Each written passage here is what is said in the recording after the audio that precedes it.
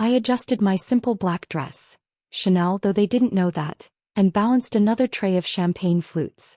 Around me my mother's annual charity gala swirled with designer gowns and expensive perfume. The same event where, 1 year ago, they'd announced my sister Victoria's promotion to senior VP at Goldman Sachs. Olivia, darling. Mom's voice carried that particular tone of gentle disappointment she'd perfected over the years. The Ashworths' glasses are empty. Do try to keep up. I bit back a response about how the Ashworths' investment portfolio was currently being managed by one of my subsidiary companies. Instead, I just nodded and moved through the crowd with practiced grace. Still playing waitress?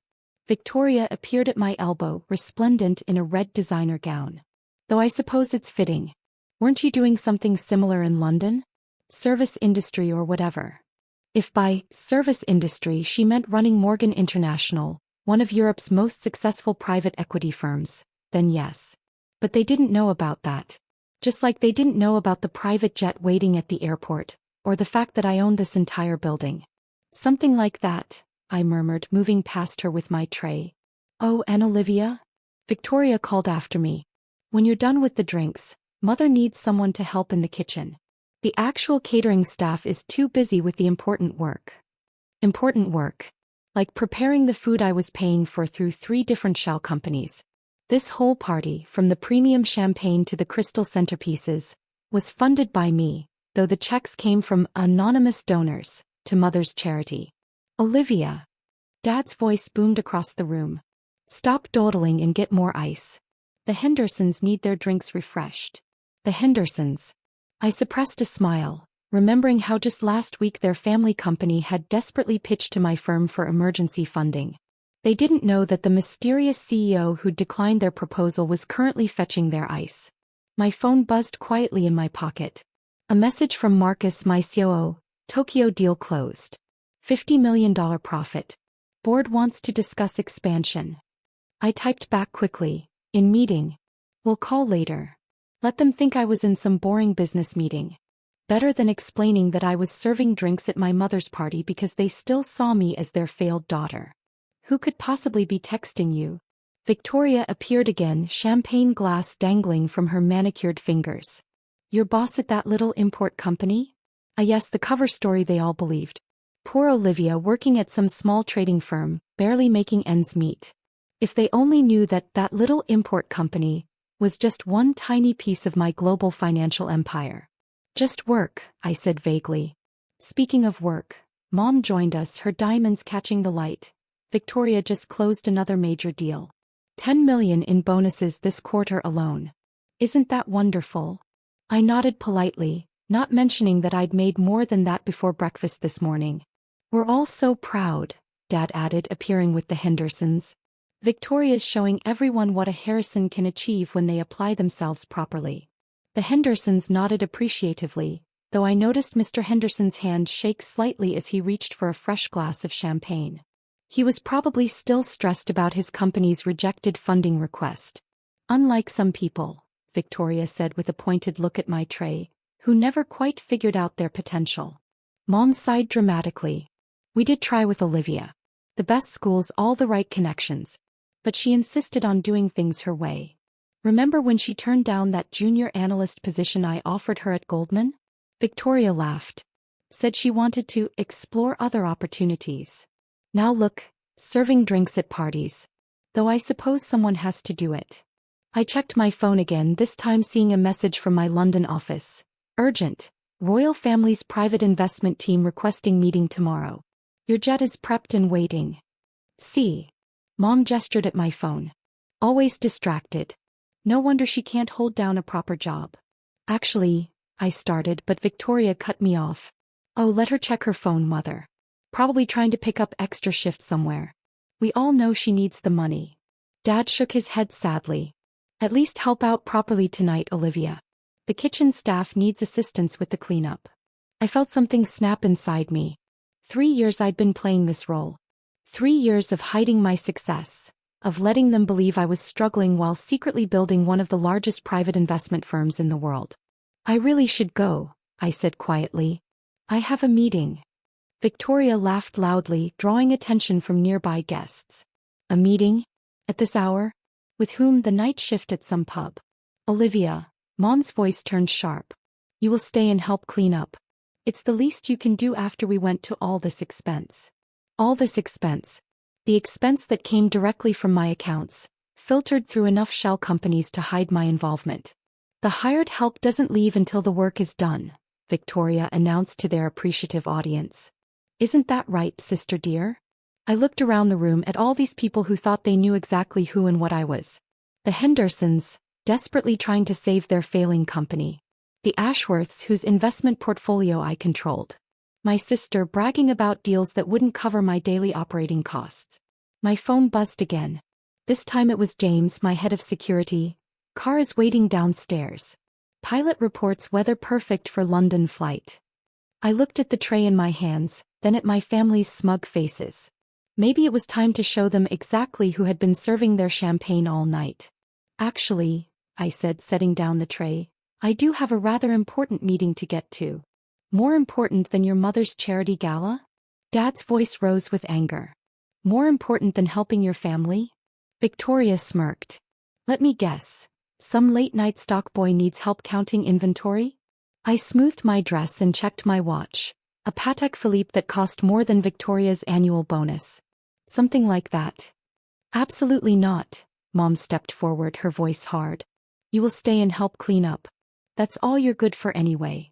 The room had gone quiet, guests watching the drama unfold with poorly concealed interest. Perfect. I smiled, reaching for my phone. Let me just make a quick call. The room fell silent as I dialed, all eyes watching this latest act of defiance from the family disappointment. Victoria's smirk grew wider, probably anticipating another humiliation for her struggling sister. James. I said clearly into the phone. Please come up. And bring the contracts for the Henderson merger with you. Mr. Henderson's champagne glass froze halfway to his lips. The what? Before anyone could react, the ballroom's double doors opened. James, my head of security and right-hand man, entered in a perfectly tailored suit. Behind him came my full executive team, all of whom had been waiting downstairs for this moment. Madam, James bowed slightly. The private jet is fueled and ready. The royal family's investment team has moved tomorrow's meeting to breakfast at Buckingham Palace. They're quite eager to discuss the merger. You could have heard a pin drop in the ballroom. Victoria's smirk had vanished, replaced by confusion that rapidly turned to shock. Thank you, James. I turned to Mr. Henderson. I apologize for the deception, but I preferred to evaluate your company's potential myself before revealing my identity. Unfortunately, as CEO of Morgan International, I don't believe your current business model is sustainable. Morgan International? Mom whispered. But that's the largest private equity firm in Europe? I supplied. Yes, it is. Though we're actually global now. That little import company you've been mocking? Just one of our many subsidiaries. Dad's face had gone pale. That's impossible. You couldn't. Couldn't what? I raised an eyebrow. Couldn't build a multi-billion-dollar company? Couldn't become the youngest female CEO on the Financial Times 500? Or couldn't do it all while you thought I was serving drinks and counting inventory? Victoria stumbled slightly, grabbing a nearby chair for support. But I'm the successful one. I'm Senior VP at Goldman. Yes, about that. I nodded to another member of my team who stepped forward with a folder. Goldman's board approved our purchase of your division this morning. Effective next week, you'll be reporting to my Asia-Pacific director. Assuming we decide to keep you on. The whispers had started now, rippling through the crowd of elite guests as they realized exactly who had been serving their champagne all evening. This charity gala? I gestured around the opulent ballroom. Funded entirely by me through various shell companies. This building? I bought it last year. That champagne you've been drinking? From my personal vineyard in France. Mom sank into a chair, her perfect composure cracking. Why didn't you tell us? Would you have believed me? I laughed softly. You couldn't even believe I was capable of handling a junior analyst position. So I decided to let you keep believing what you wanted, right until you needed me. Needed you? Dad's voice cracked. The Henderson merger is just the beginning. Did you really think your company's sudden turnaround last year was due to good luck? Those mysterious investors who saved you from bankruptcy? All me. Victoria's face had turned an interesting shade of green. The London office. Those meetings you said you had were actually with me, a cultured British voice cut in. Everyone turned to see Lord Sheffield, one of Britain's most prominent financiers, enter the ballroom. Sorry I'm late, Olivia. Traffic from the airport was dreadful. Quite all right, Charles, I smiled. You're just in time for the revelations. Mom's eyes darted between me and Lord Sheffield, her social climbing instincts warring with her disbelief. You know each other? Oh, we're quite well acquainted, Lord Sheffield chuckled. Your daughter's firm handles most of the royal family's private investments. Brilliant mind for business. Though I must say I never expected to find her serving drinks at a party. That was my choice, I said calmly. I wanted to see how long my family would continue dismissing me, even as they lived off my success without knowing it. James stepped forward again. Madam, we should leave soon if we want to make the London meeting. Of course. I turned to my stunned family. I'd love to stay and help clean up, but I have a breakfast meeting at Buckingham Palace tomorrow. I'm sure you understand. Olivia, wait. Mom stood up shakily. We can talk about this. As a family. Family. I paused. Family doesn't treat their daughter like a servant. Family doesn't spend years mocking someone's career choices while secretly benefiting from their success.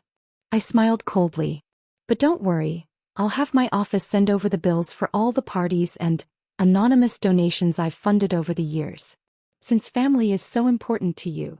Victoria stepped forward, her earlier smugness replaced by desperate calculation.